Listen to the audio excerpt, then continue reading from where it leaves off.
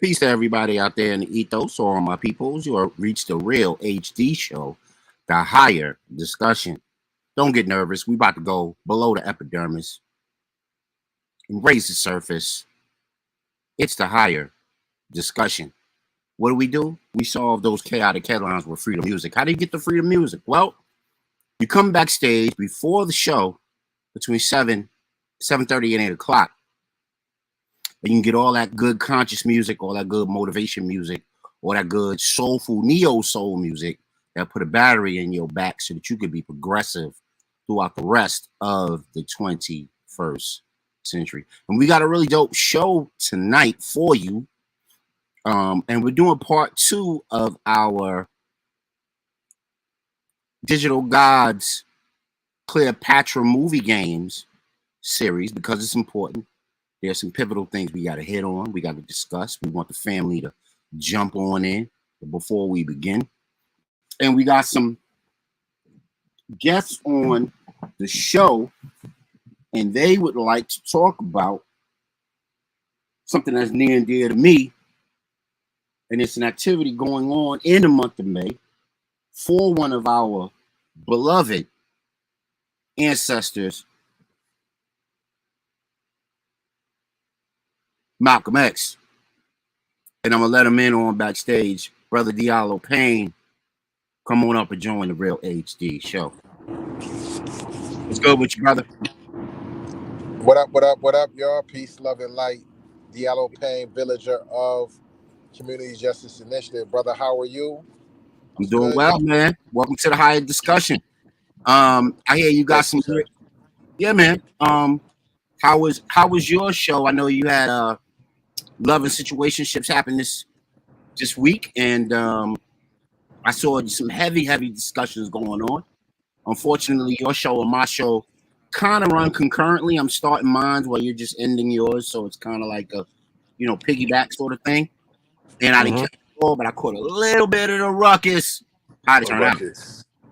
Yes, the ruckus, but not the Uncle Ruckus. To be no, not at all. Not at all. Yeah, the show was pretty good. So, Love and Situationships, the show essentially to focus on Black relationships, and not necessarily just romantic, but romantic is the centerpiece. But relationships in general, because that's what affects our life and the quality of it, the way we live, and how we see life, and we want to do these things in a way that enhances our lives, enhances our relationship, enhances and empowers our community. So that is kind of the premise of the show. Been running since 2018.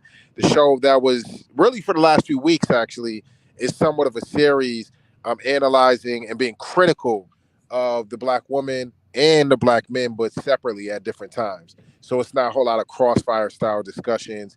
And you bring up the Black woman, and all of a sudden we're only talking about the Black man, and vice versa, because at the end of the day, if we're going to have a thorough discussion, we got to start a topic and finish a topic, not try to finish various topics because of, defensiveness, gaslighting, and other conversational trick tactics and whatnot. So, yeah, basically this last show was, I think, the second discussing the Black man and, trying to really get a better sense of what it is that what our problem is, understanding the problem and understanding ways to dissect it so we can then understand the solution better.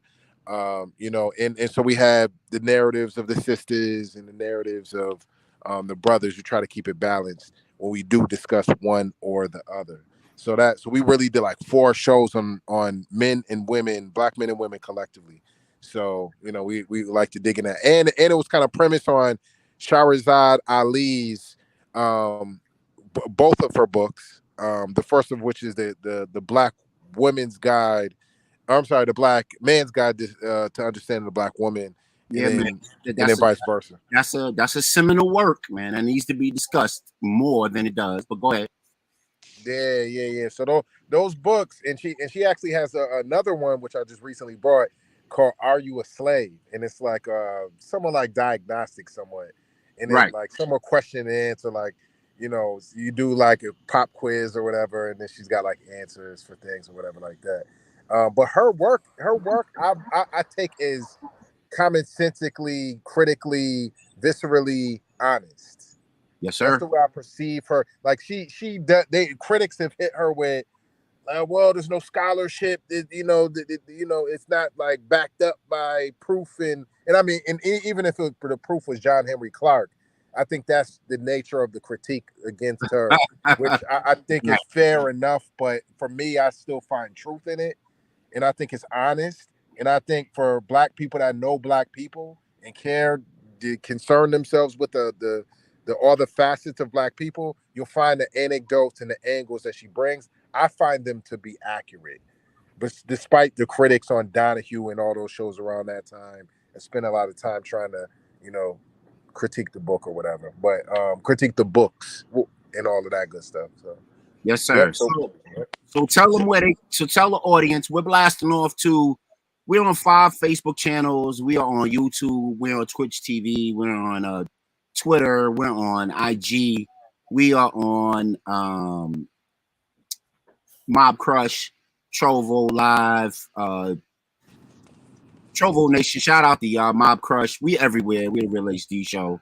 Tell the people where they can find the show so they can watch it when you guys get on. I think you guys do important work, and they should tune in. We don't deep dive as much as you guys do into the relationship aspect of the Black community. We kind of skim the surface a little bit. We did the whole Freaknik piece about with last week. That was interesting. You should check that out. But tell the people that they can find the show if they're interested. well, the show mostly runs on 100.9 FM. Shout out. And that's in the Rochester area. So if you are anywhere else in the world or the universe, then you can use the TuneIn app. You can download the TuneIn app, and that'll allow you to listen to 100.9 FM Rochester, New York area, along with, of course, other radio stations throughout the world. But definitely tune in to 100.9 FM, and for the purpose of Monday nights, 7 p.m. Love and Situationships. Big up to Roy. Oh man, I had it. Big up to Reggie Royale. Big up to Raquel Deanna, my host. You know what I'm saying? Holding it down, making it hot, making it pop, and making it still Black centered as well. No doubt, Black first always. And let's welcome in Brother Mozzie. Peace, bro. How are you? Hey, what's good? Yeah, man. Glad you can make it. And we're here with Brother Diallo Payne, and we all know each other. And he's here to promote. Are we gonna get more people from CJI on the broadcast? What do you think? Oh, I can't hear you. Your mic is off. True. A very post-COVID glitch in these conversations. Getting started conversationally, haven't unmuted it. You know what it is. Paula Dell Sr. He's supposed to join us. I sent him the link. He should be coming soon. And I'll reach out to some of the team, do some impromptu invites, maybe get like 6 people up on there and do a Wu-Tang on y'all. Yes, sir. Get it. Let's get it.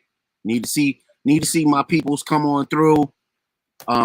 Let's get down with the Real HD Show. We got Diallo Payne. We got Mozzie. Brother Mozzie, as always, is on the show. You're rocking with the VICT7 on the Real HD Show. And we are here for this tonight. AI Digital Gods Part 2. Have they been around? Has the idea and the concept of Digital Gods been around for years?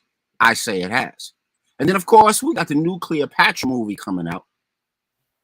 Is there some pot calling the kettle in this situation? Let's dig into it, because we have to find out what all of that has to do with us. Peace, Brother Mozzie. How you doing today, man? What's going on with you?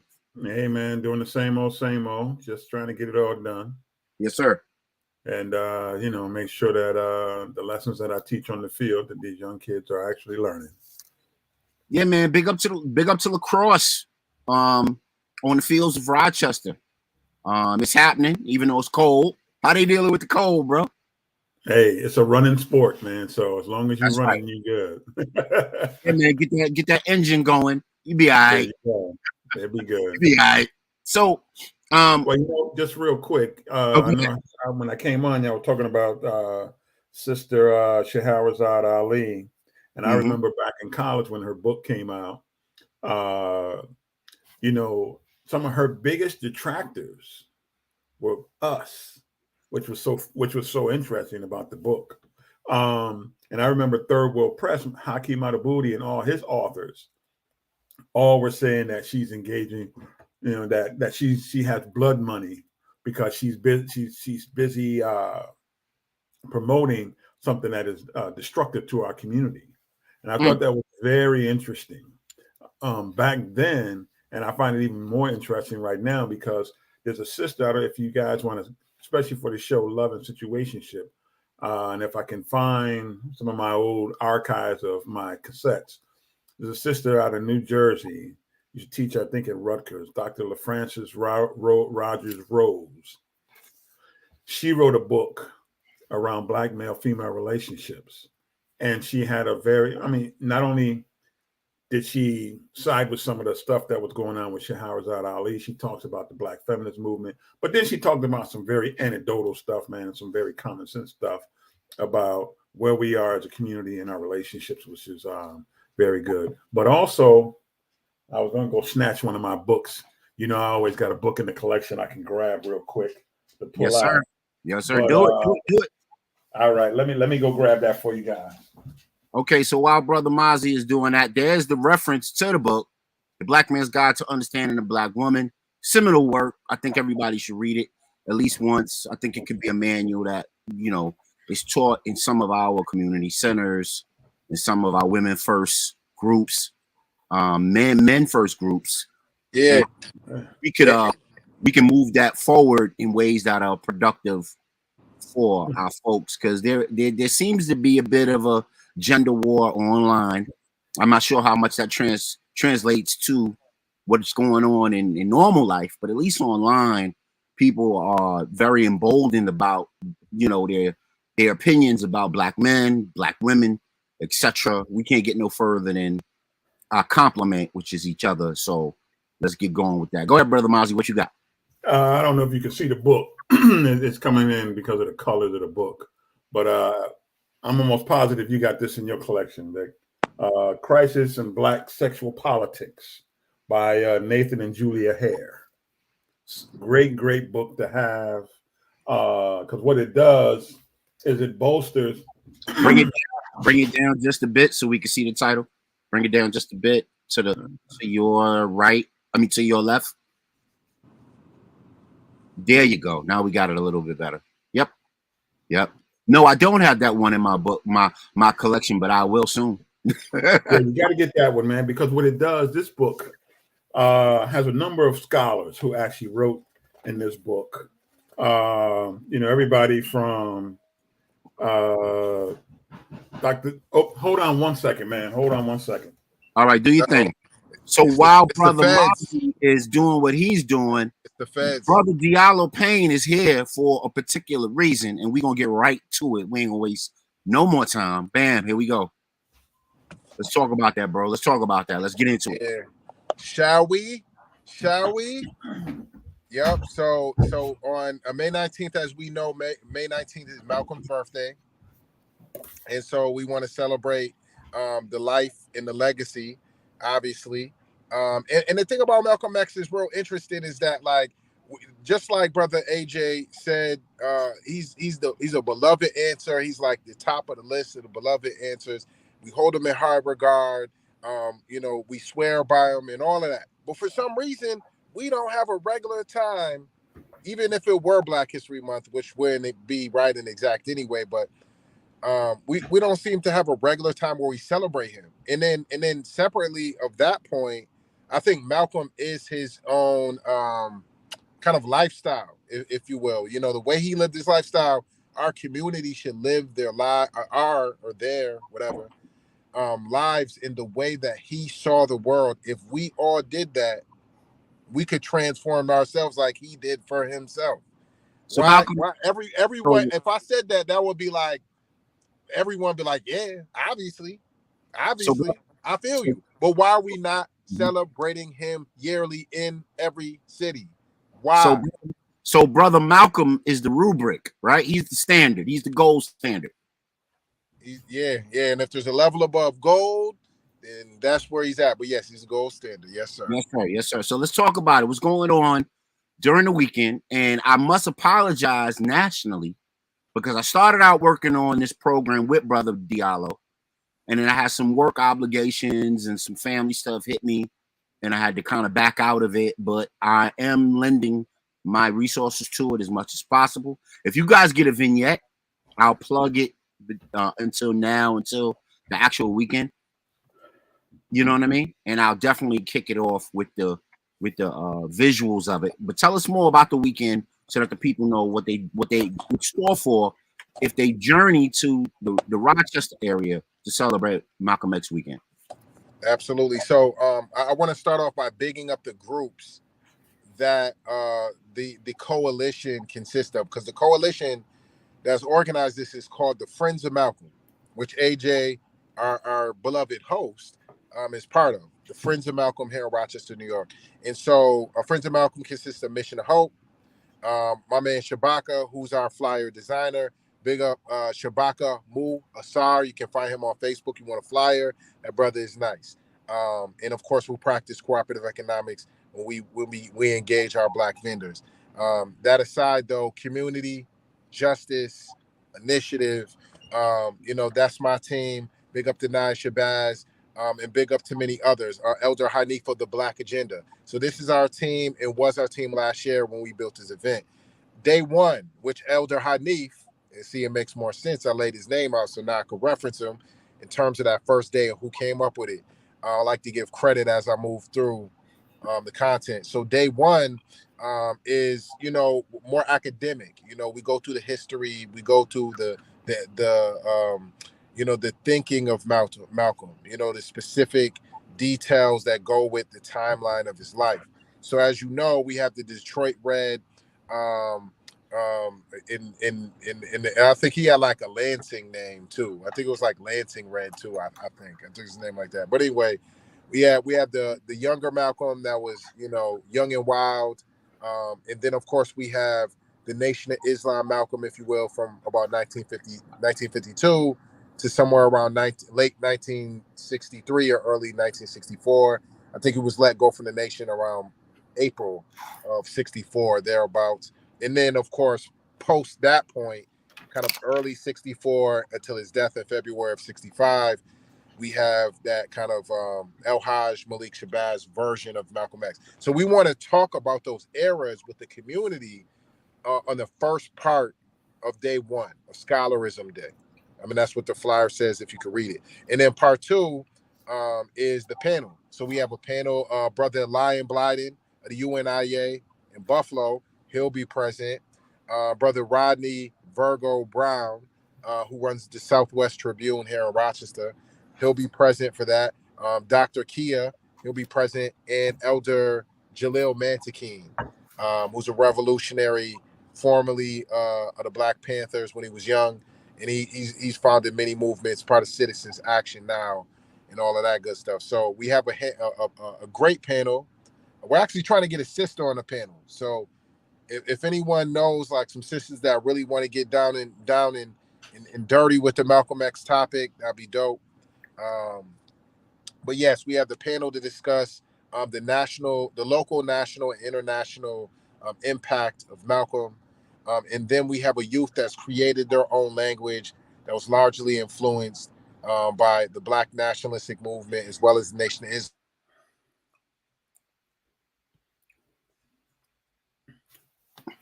Did we lose you? All right, look like we lost him for. I don't know if did I go in and out? Yeah, you went in and out for a minute, but go ahead, brother. Continue. Oh yeah, that's probably because someone just called me. But yeah, so basically we have a youth that created their own language, and they come from kind of the Nation of Islam realm, and so they're gonna put us on to the language that they've crafted and created and whatnot.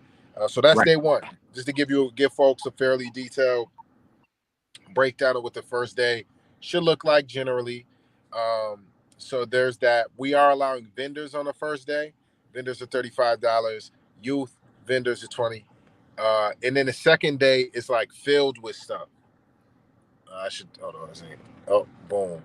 Yeah, so the second day is filled with stuff. So we have the marketplace, 11:30 to 3:30. We believe in cooperative economics and practicing Ujamaa, cooperative economics, and keeping the black dollar in the community longer than it typically is, which is about 6 hours. So we want to keep that dollar circulating by us building that network out. So you see black businesses, connect with them, rock with them, and you could, of course, connect with them beyond the event. So we could strengthen how long the dollar's in our community. So that, of course, is what we're doing from 11:30 to 3:30. Then we got, because Malcolm always endorsed self-defense, and if someone puts their hand on you, then you send them to the cemetery. And I think he had another version of the same kind of commentary. You make sure they take their hands off you, and all of that. So self-defense was always very central to Malcolm X's outlook. And so the gun club was something that he endorsed as a means of self-defense against white supremacy or whatever other perpetrators and whatnot. So we have Brother Paulie from the Rochester African American Firearm Association. He's supposed to give a somewhat of a concise, but still powerful presentation on gun safety, and he'll be able to answer whatever other questions. So that'll be real cool. And then separately, we have the Malcolm Art Explosion, and that is that's 6 o'clock that day. So that's for the poets, that's for the rappers, that's for the people that have that good performative art skill set and about to make it hot. But that's that part of the evening, and we have a storyteller lined up for that day as well. So that's what the event looks like, and we are looking for vendors. We are looking for people for each one of these events, volunteers. Folks want to donate, we would appreciate that as well. But if you want to come out and just rock with us, build with us, absolutely, it's here for all of those things. So we're looking for everybody to come out and show Malcolm and, of course, each other love. Yes, sir. Let's celebrate the gold standard in the city of Rochester for our people. Our own Black Shining Prince, Brother Malcolm X. Come celebrate his life, work, and legacy right here in the Rock, the planet called the Rock, Rochester, New York. So, bro, are you sticking around, or you on the move? What you go with, man? How you want to do this? You gonna rock with us the rest of the time, or you in and out? Diallo, you there?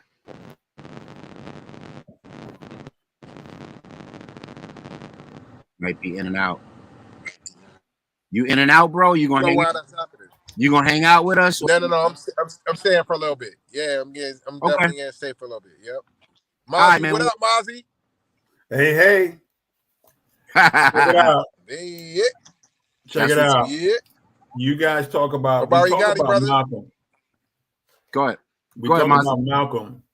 Here's one of the best books that I've ever read on Malcolm. The unfortunate part is this book is not in print anymore. I don't know if you can see it that well. What's the name of it? It's called Garvey Lumumba Malcolm, Black Nationalist Separatist, by Shona Maglabian. This was put out in the early 70s, somewhere around there, by Third World Press. 72. One of the great critiques and analyzation of Malcolm and the three Black separatists that's on here. So if you guys can get your hands on that book, maybe one day when I, get around to it, I can digitize it and send everybody a copy. Another piece, just about when we was talking about Sister Scheherazade. Is that the one right there so the people can see it? Yep, that's the book. You found that quick? Well, a lot of these books, you see them online. It's whether you can get your hands on them. I got one of the original Third World Press copies. I think I got it in a bookstore in Manhattan. That's one of those books that, like, you click on it, you drag in your cart, and sorry, it's not available. We're on that website. Right. We'll Facts. find out.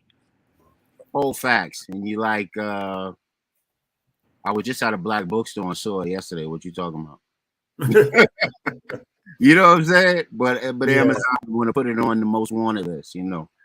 And So- then the one I mentioned about Crisis in Black Sexual Politics for the Love and Situationship is a great book, because what this book does is when you go through it, it's a bunch of essays written by, there's essays in here from Dr. Jawanza Kinjufu, Dr. Joseph Scott, Jacqueline Jackson, Nathan Julia Hare. Who are some of the other scholars in here, man? Jacqueline Jackson, her work is dope. Check her out. She got a lot to say on that subject. Madabuti, Naim Akbar, Milana Karenga, Robert Staples. I mean, so you got all the heavyweights that was on the lecture circle back when we was in college and stuff. You know what I'm saying? We hear these names. We're like, yo, they're gonna be playing. They're gonna be speaking up for Abyssinian. Abyssinian. You took it back with the Free Your Mind series, right? Yeah, you took it back with the Abyssinian. Well, you remember this after Free Your Mind on Saturdays. Did you ever go to that? Yeah, my sister was baptized in Abyssinian, actually. Okay. Yeah, so we knew Calvin Butts, and we knew the good Reverend, Calvin Butts. Yeah, we knew him. Yeah, man. Free Your Mind series. That was a decent brother. My father didn't care for him, but my mother, she was riding with him. So, Okay. You know how Dad have the Free Your Mind series on Saturday. Dad give it the side eye. Mom's is like, he okay. So that's a great book to get your hand on, though, brother. Yes, for sir. Your show. Has some great articles. And what's good about it is everyone talks about a different subject as it relates to Black male-female relationships. And it provides the scholarship that Scheherazade didn't have. So now you got a book that it's a companion to what her book was. But her book, of course, is most of our people didn't have these high-powered degrees back then. So you got to kind of put books out so that people would read them and make it, so it would be something that they would be interested in. And you got to write it in a language that they can understand. Now, for those who want the academics, there's the academic book right there, combined by Nathan and Julia Hare. All right, man. I gotta join the circus, man. This sister here has some powerful things to say. Oh yeah. In women-female relationships. Mm-hmm. Check this out. If you got a daughter between the ages of 15 and 25, make it a must summer read for her. This will kind of close the gap with a lot of questions that she might have. You know what I mean? And then y'all can sit down and have a wholesome discussion about it. Really, really dope work. Even check out Common Sense. He has a dope song about Assata Shakur that's really worth listening to. You can make that the soundtrack while you reading the book. All right, man. So like to whistle while they work, go get the audio book. Yes, sir. Yeah. Yep. That's even dope. Got a car ride to GG house or Nan house? Put that on. Rock out. So let's get into it, man. Before we start, we gotta ask the ancestors and the elders for permission. So we do the ancestors elders blueprint on the Real HD show. And we're gonna start out with paying homage to one of our people who just became an ancestor, and that's brother Harry Belafonte. So we really can't go no further than to honor that brother's life, work, legacy, and whatnot. He did us a great service as a brother, as a beloved servant of our people. Rest in power to Harry Belafonte, singer, songwriter, actor, social activist. He was dubbed the King of Calypso for popularizing Caribbean-style music with international audiences in the 50s. Throughout his career, he was an advocate for civil rights. Not only was an advocate for civil rights, not only did he love our people to pieces, but he was a ride or die for our folks. And I have a little bit of an article that I'd like to pull up about him and Sidney Poitier and what they did during the civil rights movement. Are you brothers familiar with that? Oh, yeah. You guys familiar with the ride or die situation? Harry Belafonte and Sidney Poitier once got into a car chase with the Ku Klux Klan, a group of KKK members and law enforcement attempted to run the two celebrities off the road. I'm gonna read just a bit of it to kind of give us a sense of context and hopefully inspire some of youth if they're watching the show right now about what it takes to really be, boots on the ground, down for what we trying to get done. And then,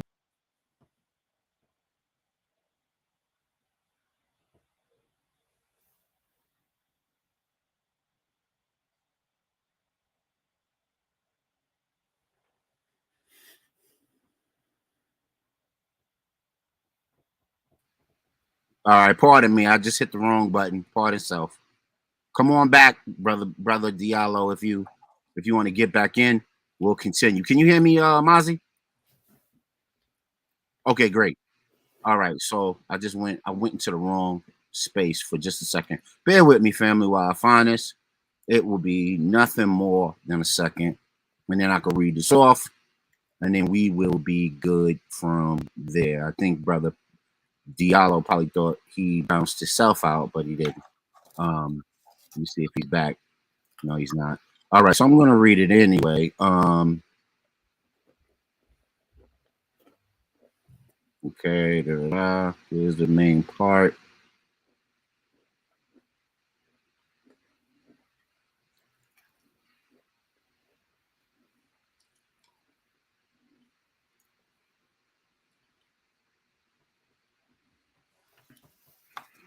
Give me 1 second.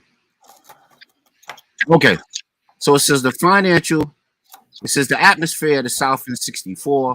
The night Harry Belafonte asked his longtime friend, fellow cultural juggernaut Sidney Poitier to drive through Mississippi with a doctor's bag full of $70K in cash. Much of it was Belafonte's money.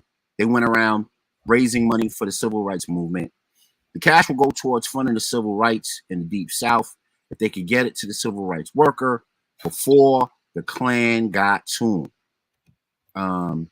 The problem became how to transport that money into the heart of what was essentially occupied territory. The SNCC and other organizations had already had problems with the white supremacist controlled banks, and wiring that much money of African American was tantamount to suicide. So it says Poitier and Belafonte in the back seat. Blue left a small airport driving nondescript car at 40 miles an hour, hoping that the thwart the highway patrol cars already hidden in the route. Each patrol intent to catch them speeding and take the men to the station where they risk a beating or worse. So I will stop right there.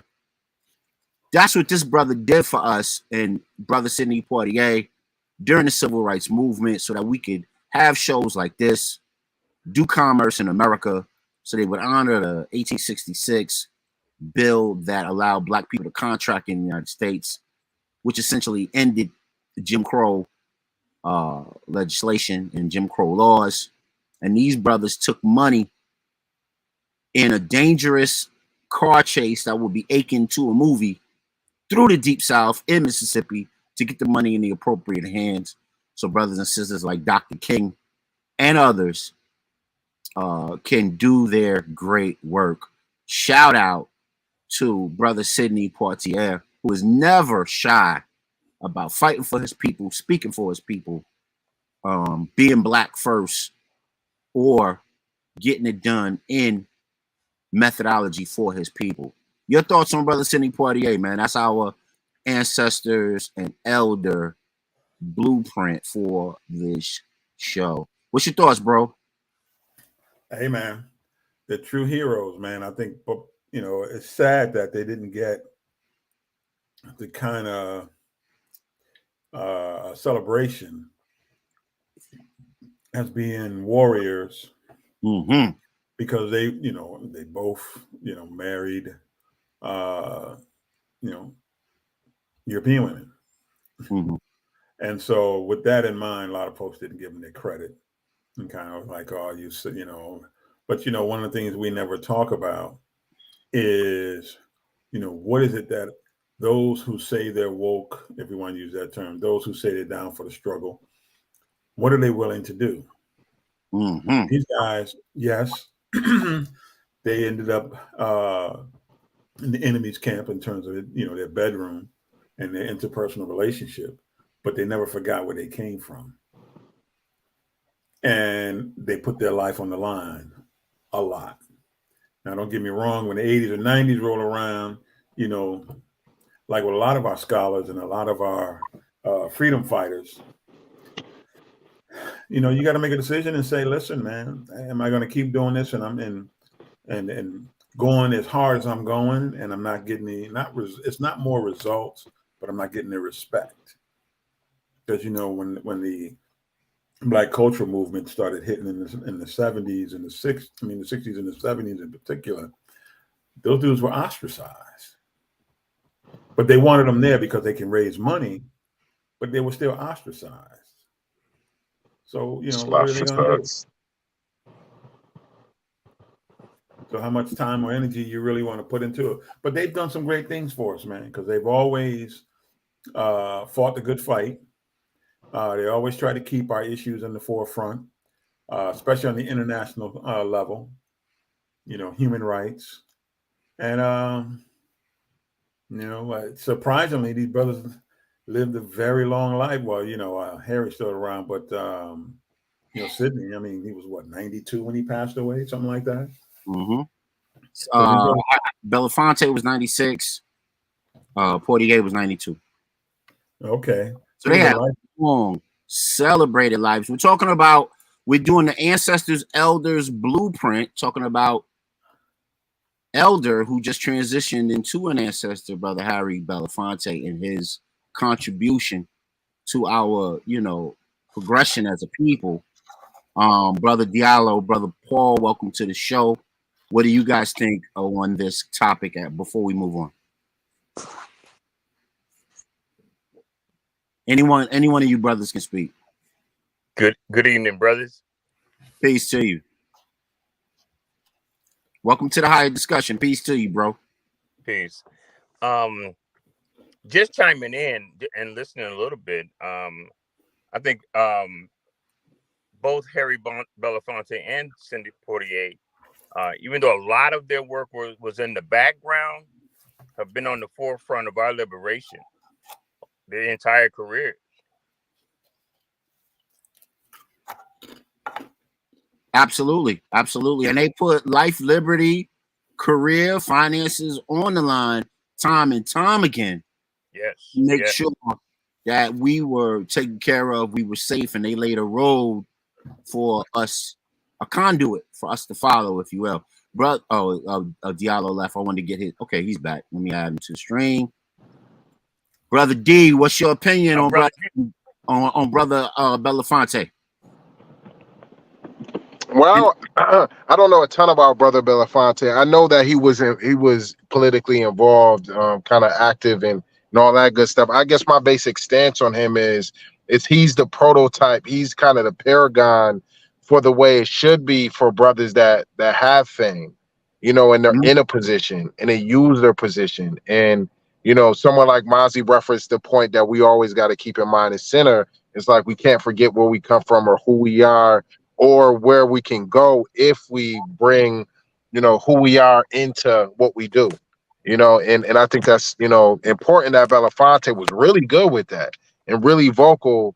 And he was lit, but he still could maintain that. And I think that I always value that balance when brothers can really strike a balance between doing industry stuff and still kind of being mainstream, but still actually bring a lot of Black people with you at the same time. To me, that's dope. Yes, sir. And like you said, I'm glad you said that.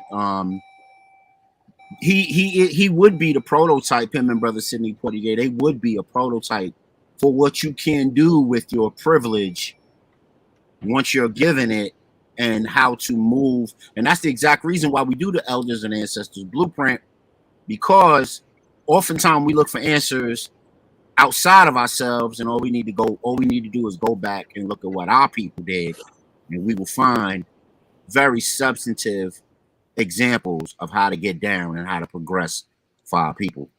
Yeah, man, you watching a higher discussion, the Real HD show. We got a comment. Hey, we got We got Lion Blyden on the show. Salute, family. Looking forward to building with the Rock fam on Malcolm X Day. Our shades to the ancestors, Portier, Belafonte, and all the unnamed. Hey, bro, if you want to jump on the show right now, I ain't putting you on the spot, Brother Lion, but if you want to come through, you have got an emergency all access pass to come on through and set it off with us. I try to tell him. I try to tell him, AJ, I try to get him on the show. Come on, Lion, stop playing them games, brother. Get up on this show and start preaching to him. Preach to him. Yeah, man, get in here. Yeah, man, we love you though, man. Rock with us on the show, man, and give us comments as we traverse these online streets, man. Yeah, man. So we here for it, man. This is what we here for tonight. AI Digital Gods been around for years, and the Nu Cleopatra is the pot calling the kettle in these new pop culture streets in terms of this movie. Now that it's a melanated pistol playing version of Cleopatra, or does it even matter? That's what we're talking about on the show. Does it even matter? All right. Are we going to close out Ancestors Blueprint? Anything else we got going for that? Brother, one more thing before you close, if you don't mind. Yeah, go ahead, brother. Go ahead. I use Sidney Poitier's Raising in the Sun in a lot of my groups. Facts. One of the reasons why I use that tool is because it is still socially relevant to the mindset of a lot of our people. The role that he played in that movie as a young man who was a driver, I mean, I guess what you call him would be a chauffeur for a rich white man, and then to be seeing all the deals being made and all the money being moved around, and then wanting to get at that bag, right? And so his position was he was going to take his daddy life insurance money, and he's going to go over to a little town, put some money in the street, right, and get this liquor license. They're going to come back. And that was how they're gonna come up, right? Now, when I use that with young black men, you know, I'm telling them I see a lot of that in them. They see where the money is, they see where the bag is, and they just want to get right to the bag. And they don't want to go through no training, they don't want to go through no process, no business classes. They just want to get them a cash app and get at the money, right? Now, what happened is the boy that he got in with schemed him out the money, right? But the lesson is there's no shortcuts. You know, if you want the money, do the work and get the money. You know what I'm saying? And if you need some training, there's training available to you. There's business classes, there's courses, there's self-study, right? But you can't rob the system, right? Cheat and then expect to win. Now, I think he showed up later on when he had to address that young the Caucasian brother who didn't want them in their neighborhood, and the mom and the wife and the sister was all proud of him for showing up as a man that day, right? But these challenges I see brothers going through on a regular basis. Are we going to show up as authentic black men, melanated black men, with no excuses? You know what I'm saying? Are we going to show up and we're going to step on the scene and we're going to state our position and be the men that we've been called to be? That's my piece. Appreciate it. Any retorts? Any replies? On or offline, and chat. Let's go. Let's have it.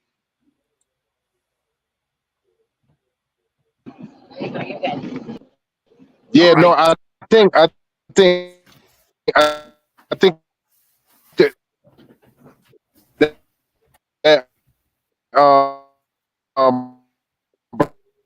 brother Paul and AJ make a good.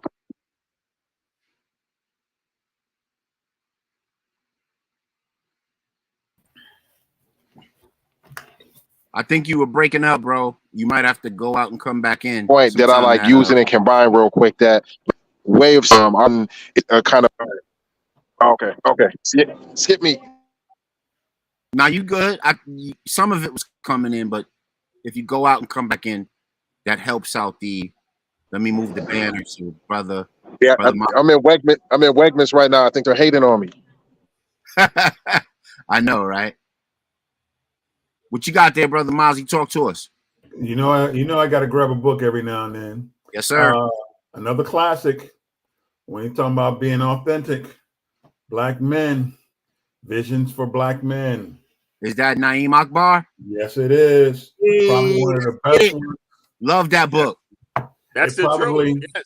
Yes. It probably has to be probably one of the best books ever written on Black manhood in terms of that vision and that being visionary and laying out the framework of who we should be and who we should subscribe to be.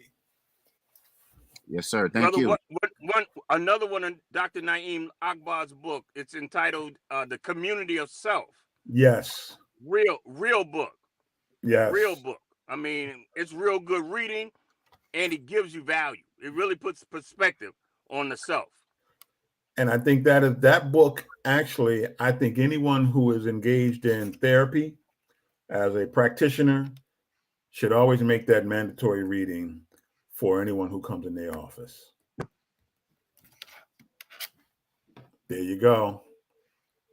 Oh, yeah. You got the classic. You got the classic. Gotta get it. Gotta have it. Gotta make your kids read it. See how my pages curl? Got that work when your pages curl. Work that book, brother. Work it. I'm a stickler, man. I keep mine smashed in there so they don't try to keep them to last a little while. Yes, sir. Yes, sir. So let's get to it, man. Let's get to it. Power to the people news, man. Wait, what just happened? This just happened. Cancel Queen Cleopatra on Netflix for falsifying history. There's a change.org petition out, 62,000 signatures. They need 75,000 to cancel this movie.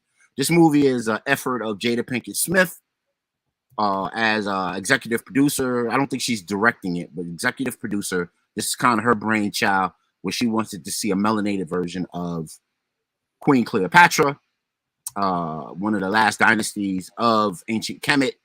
How do we feel about it? Let's talk about it. Let's have a higher discussion about this. What do we think? Go ahead, brother. What I hope doesn't happen in this movie, of course, because we haven't seen it yet. But if Jada Pinkett Smith is involved, I'm just afraid of what it could spiral into. Mm-hmm. And I think some of the focus might be in that movie. The relationships, the sexual relationships, may tend to be first and foremost, and maybe the focus. So whenever she touched something, or it makes me a little nervous. Mm. And then the fact that if she's given that she's a sister who talks about us being reflected in these movies, you would think that she would kind of go with somebody who, some brown sugar at least, she kind of darken it up just a little bit. But I guess that's the compromise she probably had to make to even get the show going. Yeah, it's a mixed sister who's playing a lead role in the Netflix series. What do we think? Anybody want to jump into yes about this? Yeah, I'm sure Lion will have plenty to say about this. Lion, you should jump on. But to me, this is silly. She's mixed. If she's not accurate, she's not proper Nubian reflection. What? That's silly. And of course, we're trying to actually restore the proper outlook to make it historically accurate. And we've been getting the whitewash version for super long. So to progress this slightly in an era where we're talking about critical race theory, our kids are being taught the wrong thing, we know that a black image and positive identity in having a black image is meaningful and is profound and all of that good stuff. But yet Jada Pinkett Smith is still willing to compromise. And you do have a lot of power, you know, you could make it happen. You probably have access to, you know, studios enough where you could make it happen.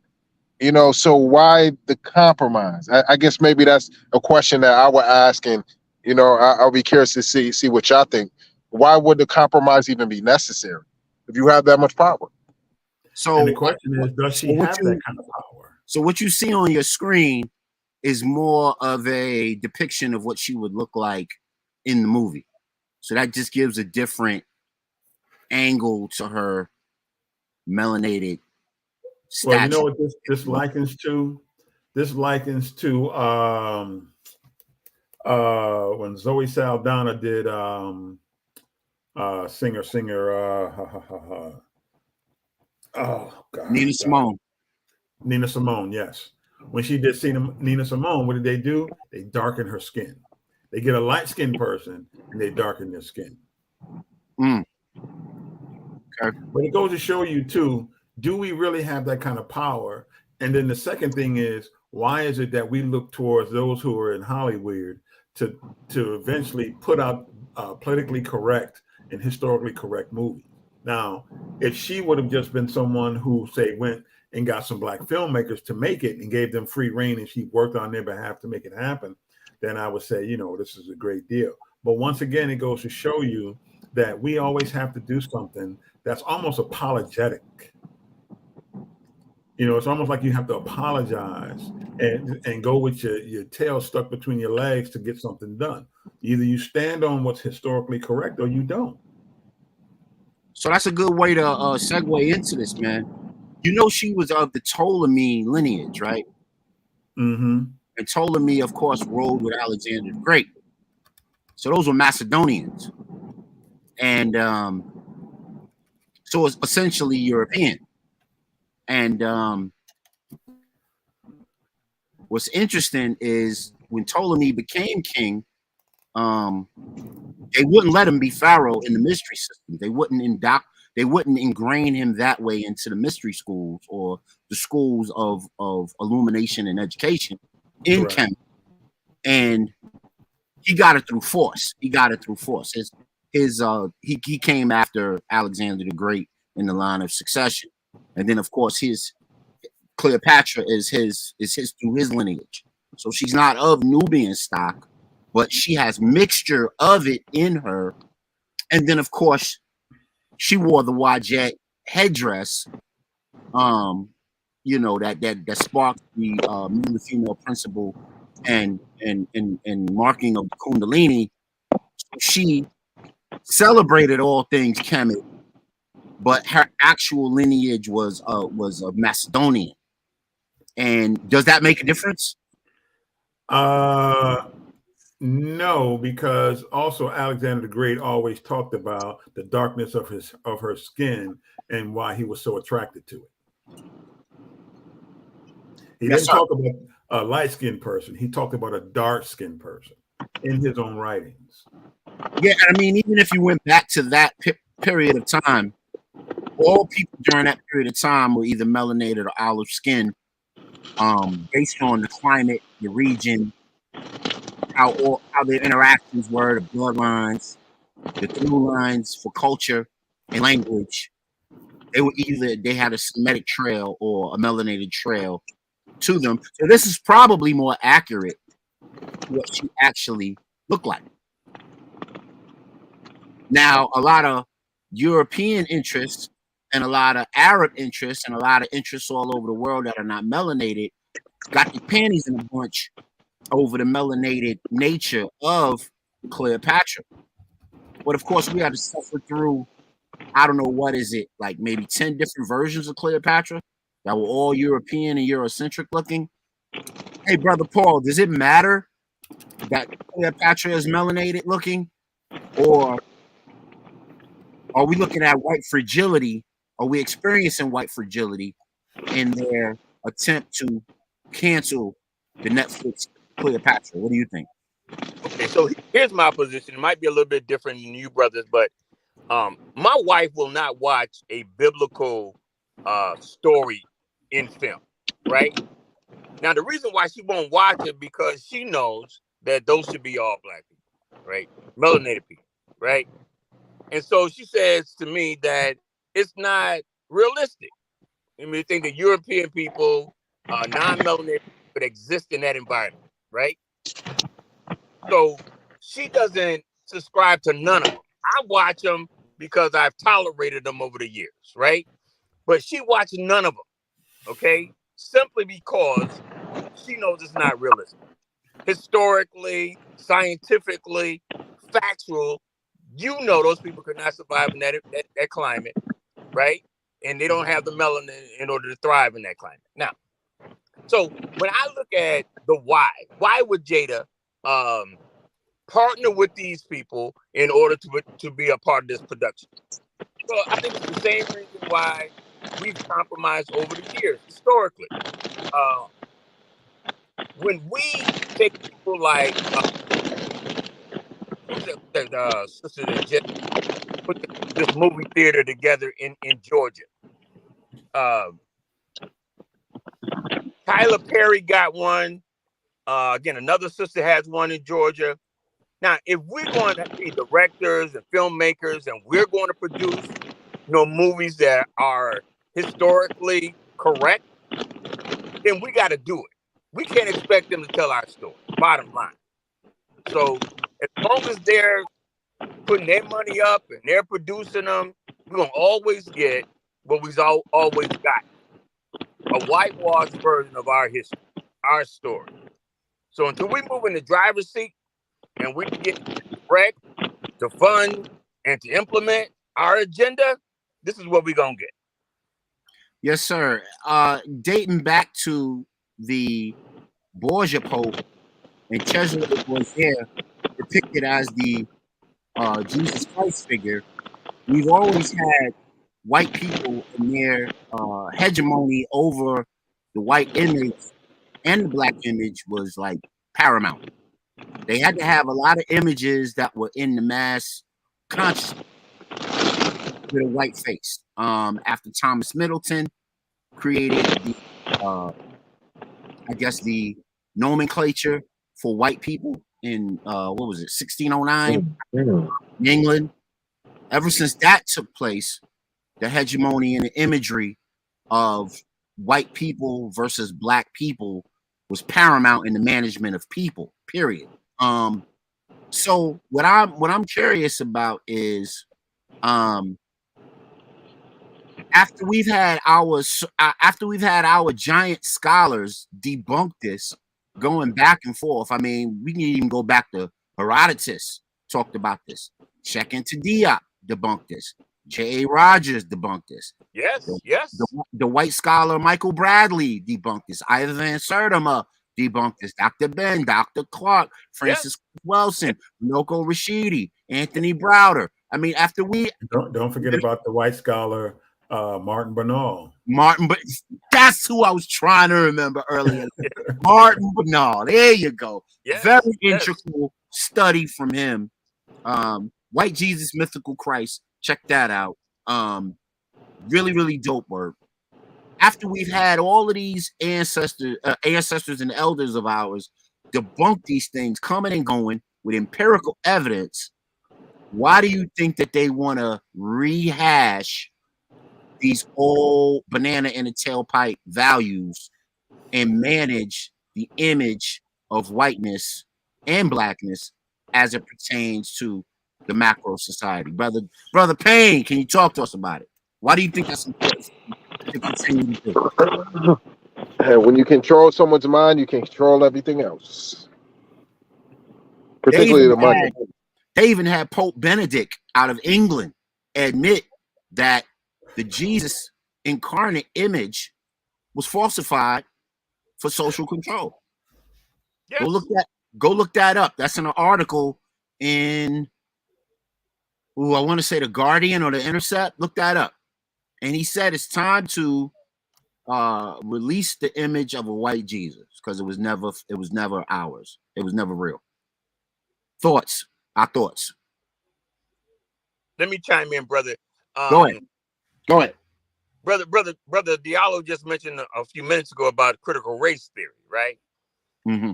Critical race theory at its root is simply about whether or not they're going to tell the truth about the history of America. Bottom line, they're arguing whether or not they're going to teach in public education the real history of how they came to occupy this country. Now, in Texas, two senators stood on the Senate floor and said, "Hell no, we won't go." Right? We're not going to teach in public education what really happened. How we came in, stole another people's country, claimed it for our own, and almost annihilated. I mean, all the ones that we didn't put on reservations. Now, what are we saying? They're still trying to run the narrative. Jane Elliott mentions if you're educated in America and you're white and you don't have a superiority complex, the education system failed you. The contrast is also true. If you're black and you got educated in America and you don't feel inferior, that means the education system failed you too, because that's what it's intended to do. And so inferiority on one side, superiority on the other side is what we're dealing with. And they refuse to recognize the fact that it's not the truth. It's their narrative, and they're selling their narrative. How long we gonna buy it? How long we gonna continue? Yes, sir. How long we gonna continue to swallow this Kool-Aid? Bruh, that's all up to us. But the gig is up. Responses. Anybody in the chat? Anybody in the audience on stage? Please rebut, because I think that brother had a lot of healthy things to say. Yeah, he did. I definitely agree with him 100%. I guess similar to brother Paul was saying, I consider the why in one of the last conversational responses he had. So for me, I look at it as what's the action step.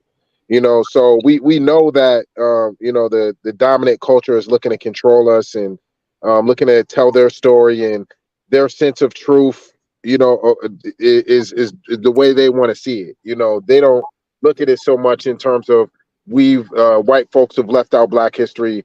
They look at it as them being central in a story where they're the protagonist, and that's all that matters. So of course they're gonna, to the end of time, or as long as their control will be allowed, and maybe that's a good word, allowed. Maintain this style narrative where they are the protagonist. So in my eyes, it's about the action steps, and that's always my narrative. We can always discuss kind of the history piece, theory that underlines it, but how do we apply that though? So for me, it's a conversation about education and action.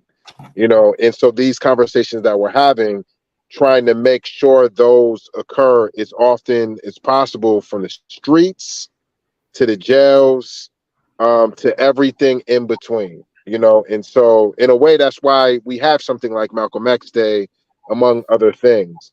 But those conversations that we're having behind closed doors or on the station, and whatever, we just need to try to make them ubiquitous, like Roy Ayers, and make sure we get all these good, profound words in the air.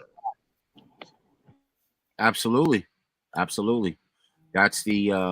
how osmosis happens, and health and well-being, and you get vitamin D and all your essential vitamins from the sun that very way. It needs to be in the air so we can have the discourse and the discussion. What do we think about the Moses enigma or double standard in all of this? Because here you got the Arab or Egyptian press machine ready to sue Netflix for illegally what they're calling depicting Cleopatra.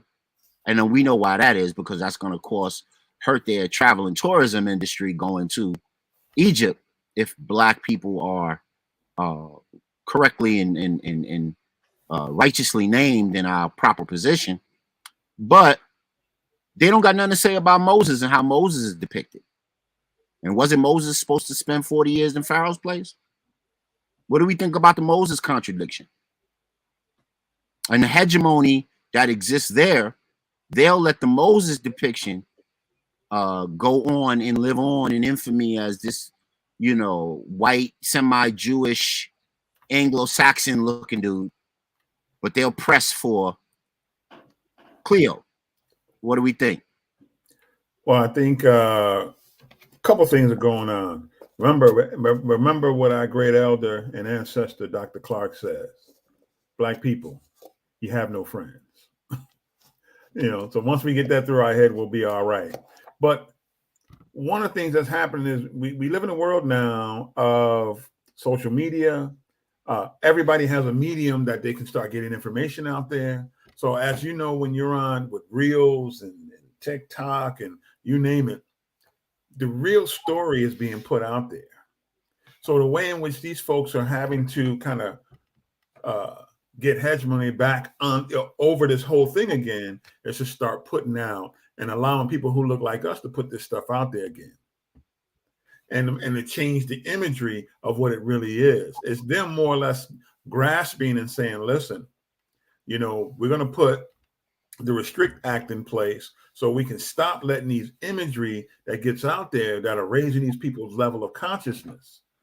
Because once these things start to get, once the Restrict Act goes through, as you know, a lot of things are going to become illegal, and they're going to see everything that you're doing, and you can no longer possibly do some of these things anymore. So now, if I'm on there giving you the real story about some of the historical events that take place, what you think is going to happen? They're going to shut you down. So it's them playing chess while we still playing checkers.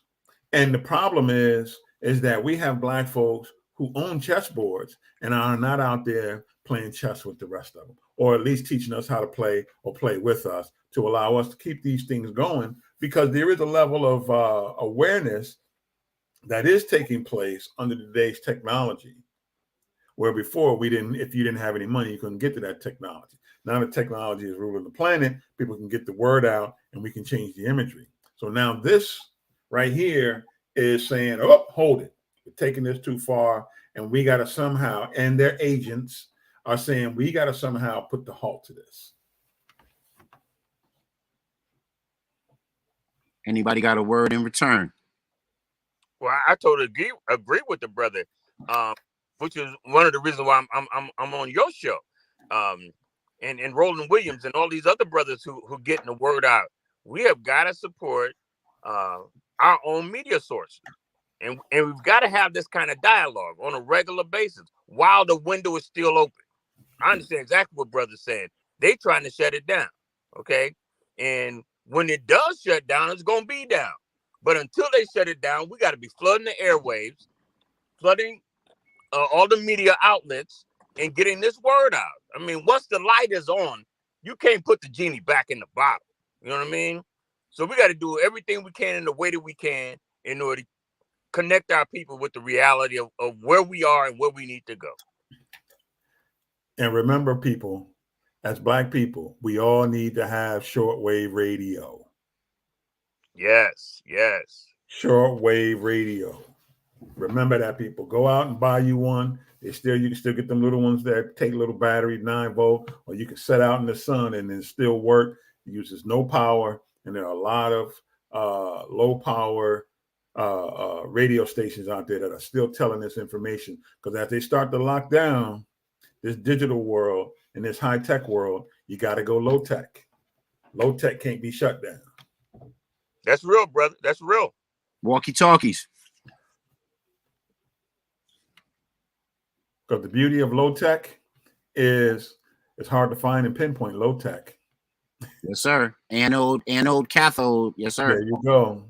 Mm-hmm. All right, man. Last word on this. Oh,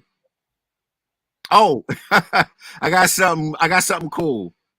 So there's a big debate over the ethnicity of Cleopatra. She white, she Black, she, Indonesian, whatever her ethnicity may be or may not be. She has a melanated degree to her. It kind of made me laugh because it reminded me of the Dave Chappelle skit of the racial draft. So all those that were mixed, and they got controversy to them, do we trade them in for somebody that's already in the community fucking it up? So are we accepting Cleopatra as ours? And if we are, who we trading her for? Let's have a laugh about this one. If we're accepting Cleopatra, who we giving up? Jada Pinkett Smith. Right. She has no value. I second that. In her table, right? Candace Owens. Nah, I ain't giving up Candace. She was never on the team, though. Actually, she was. When you follow her history, she was on the team, but I think she got a better offer. And Says who? Says who? She's not from Thurston World. No. I like that. Rock Candace, love, rock nation, rock love. Let's go. No, listen, man. You always got to have a Candace out there, man. You know, so let her shine, because what she does is she's that litmus test. And she's also that one that she's a canary in the mine for me. She lets us know where we are and where we have gone wrong and what we need to correct. I see that. Yes. Right, but how does Candace love it? How does Candace Owens like build us up and like show love though? Where's the love at though? Where's the emotion at? It's not always about building us up. It's always about when you're on the battlefield. Go ahead. It's always about when you're on the battlefield, understanding what's going on in the battlefield. Sometimes those who have been anointed for the enemy tend to always tell you what's going on on the enemy side. So we can't throw her out now, because she spills the hand at all times. Right. Yeah, brother Steve Coakley had a very interesting quote. He said, he asked the sisters in one of his lectures, would you sleep with the enemy to help your people? Because you may at one point, to get us to where we got to go, you may have to do that. If we doing this, if we playing chess, not checkers, would you do that? And then, of course, the pearl clutching and the gasping. Let the pearl clutching and the gasping commence. Yeah, man. That's fine. I want to show y'all a clip real quick, and then we can get back to this racial draft. Who we trading? If we accepting Cleopatra in the family, who we trading her for? Check it out, Real HD Show.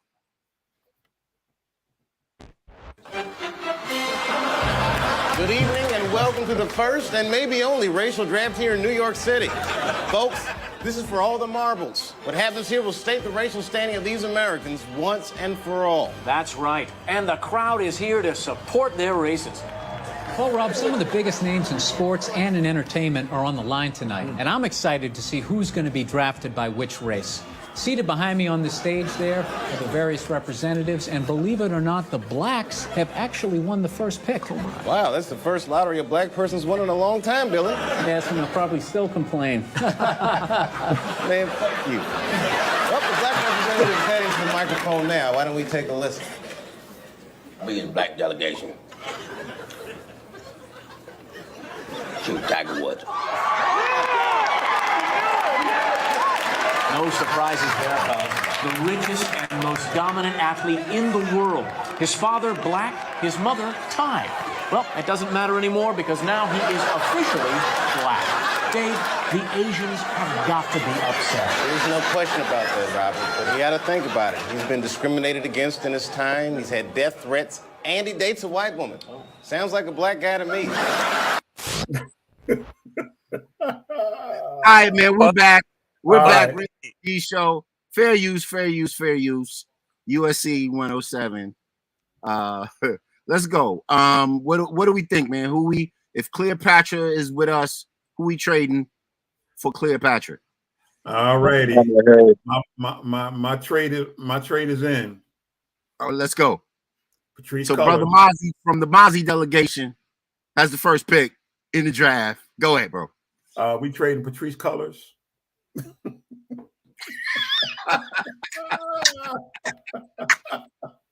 Got to go. Right. Rebuttals, comments, remarks. Let's get it in the chat. This Candace Owens. What's that? I'm still with Candace Owens. Oh, I ain't trading Candace. Candace will stay right where she at. Brother Paul selects Candace Owens, and Brother Diallo Payne, who do you select? And it's interesting that I even brought this up because the NFL draft is tomorrow, and the Tomorrow, ain't NBA that something? and the Right. NBA draft is in June. That was not planned. That was just kind of the Right. energy at the time. So Um, appropriate. So and I appropriate. know, I know this harkens back to the whole slave auction, slave block, but we're gonna try to keep it lighthearted this evening. Brother Diallo, you got to pick. If we accept him, Cleopatra in the delegation, who we trading for? Kamala Harris. Ooh, Oh, Dun, wait dun, a dun, minute, wait a minute. dun. No, hold on. let's have that discussion. Does Kamala ever consider herself a black woman? Yeah, during the No, election, you're breaking she up on did. us. But then again, if you want to use rules like that, you might as well apply the Candace Owens. Hey, say the first couple of words you said because you were breaking up. No, I said during the election she did. Okay, but any other time in her life,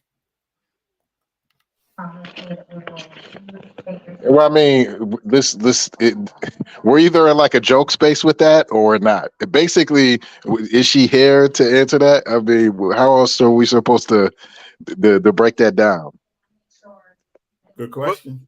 well, give me the why when you say that's your pick.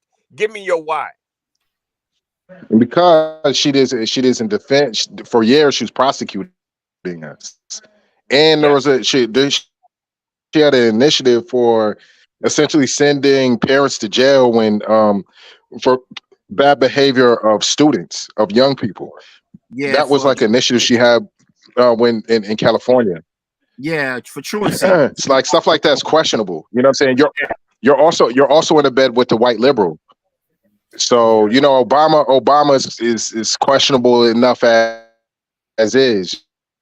You know what I'm saying? But you're in a bed with a white man, liberal, and that whole movement. So I mean, as much as I can appreciate something she may do that are solid, still just on the strength she of traded. the position she's in with the administration than her president. Yeah, she's traded. That's all to it. She's traded. They don't want her. Dope. Hey man, we inject a bit of levity here on the higher discussion because these topics could get super serious, super heavy, and super depressing at the same time. If there aren't immediate answers for them, so we try to inject a little laughter, a little levity to keep it moving. Check out the higher discussion, like, share, subscribe, and get it moving. Are you brothers familiar with this right here? Elon Musk says Google co-founder wanted to build an AI digital god. So Musk is just some context to this, some background. Musk is at I don't know if you guys are familiar with this. Musk is at one of the swanky parties with Epstein and all of them, Gates, and they all, they all funny bunny and bussying around, right? And he gets into a conversation with Larry Page of Google. And Larry Page says, I want to take AI to its absolute limits, and I want to create a digital god. What do we think about that? What impressions before I get any deeper with it? What do you think based on everything that's currently happening with technology and our ability to voluntarily consent into what is becoming dystopian? Well, it's just creating the digital god is them recognizing that one, they're not divine. Two, they are seeking to be divine, and they're seeking immortality. It's through all their writings in Greco-Roman time, Greece and Rome. They're trying to get a level of what they feel that we have. They're trying to achieve, and because they can't achieve it in the esoteric, they're trying to achieve it in something that's very concrete. Hey, brother Paul, I got a question for you, man. Yes, sir. Based on what I was just saying, Elon Musk and Larry Page, hi and kikiing it up about an AI digital god. They got into a little riff or a tiff about it. Musk wanted to pull back on the AI. said it may become out of control, may become dystopian. Larry Page said he was for AI advancement, called Elon Musk a speciesist. So you know how we have our, cancel terms: xenophobic, homophobic, racist. So Larry Page called him a speciesist because Larry Page considers AI a sentient entity on the level of human beings and human consciousness. My question to you is, do white people have a God complex? What's your thoughts? Well, I agree with the brother who just mentioned, they cannot reach divinity. Okay. That's my research. So as we evolve past them, right? And they can't keep up. I mean, they don't have the melanin, they don't have the penile. So they have to look for alternatives. There's no other option. I mean, if they're going to remain in power, or they're going to see themselves as power, they have to come up with an alternative. And AI seems to be one of those vehicles.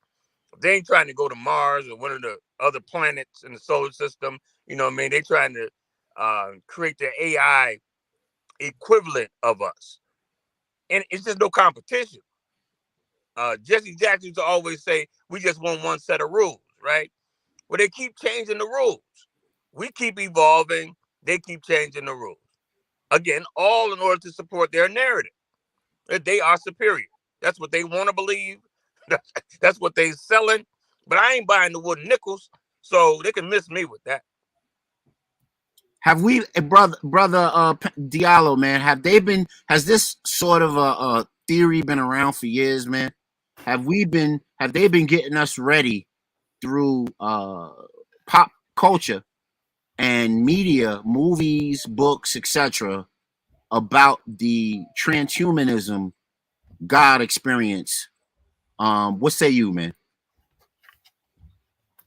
Oh, he bumped out. So I'll switch it over to Brother Mozzie. What do you think? Yeah. I mean, the reality is when we talk about it, look at all the Marvel and look at the comic books. They're a classic example of where their ethos is. But don't forget, they also told us, because I'm a big fan of his, Bishop's gonna come back and he gonna make it happen.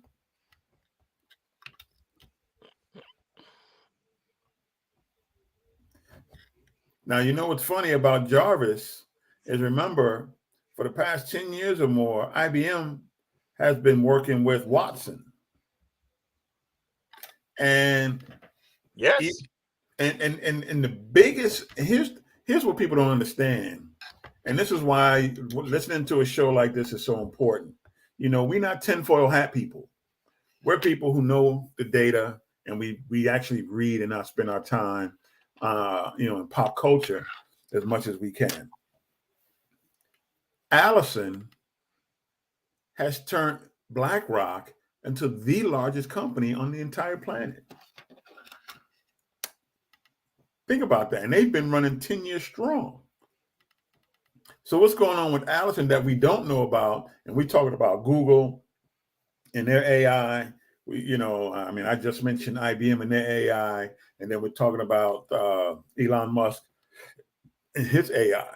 The problem that Google has with their AI is their AI was creating its own language, which was locking them out. So they had to always shut it down.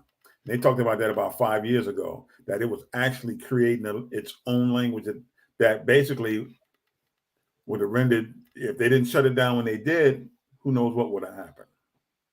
But they do have, and will always have, and that's why they try to conquer everywhere they go. Not only because they're the ice people, but because also they're void of, as Sister Marimba Ani used to talk about, they lack spirit.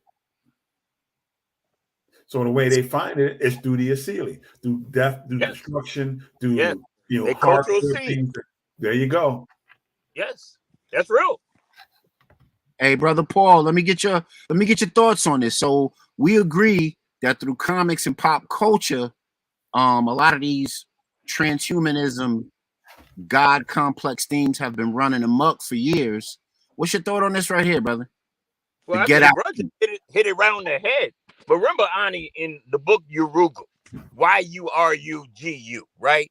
Breaks down the cultural seed of a people. What she's saying essentially is if you follow the behavior of a people, you can actually determine their cultural seed, right? So, I mean, when we just go back through the history of this group of people, we define their cultural seed. What have they created? What is the path and the history of this people ever since they showed up on our planet, right? And if you're conscious enough in order to critique, their behavior, you put them in perspective, and you got to expect nothing less or nothing more from what they've done in the past. That's how you tell where they're going in the future. Now, at the same time that you're critiquing them, you got to be able to critique us if you're going to be objective, right? Yes, sir. What Yes, are sir. our cultural values? What are our cultural seeds? Dr. Edwin Nichols, did a recent release about, our highest actuality is relationships, right? So the most valuable thing among melanated people is their interaction with each other and then the rest of the world. So once we know what our value is, our highest value, and we have a cultural seed that supports that throughout our history, right?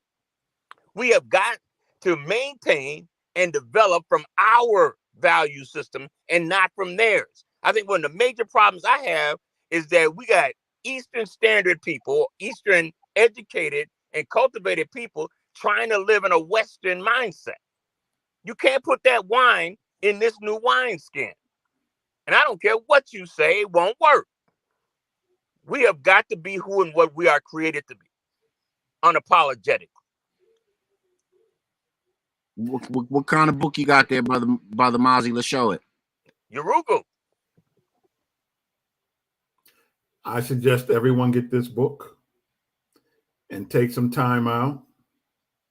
Go on a trip someplace to the islands or whatever, and start to read it. Yes. It's been out for a minute. It's real reading. Yes, sir. That it is. But because what it does is it gives us, and the reason why we put these books up that people don't realize it is that in reading some of this stuff, a lot of our scholars have done the research, and it helps us to frame the discussion so that we don't get lost in the weeds when people start to come at us with a lot of nonsense. And basically that's what's going on with us. We get caught up sometimes in, what we would call today, what they call it, wokeism. I mean, wokeism today is garbage. Basically. Because, and if you've done the study, then you understand. And there hasn't been a lot of people who've kind of created the study. And most of the studies, when you think about where people are today, are those who's putting out that kind of knowledge and information for people to read. That it's all based upon the books and the information that we're putting out on this show.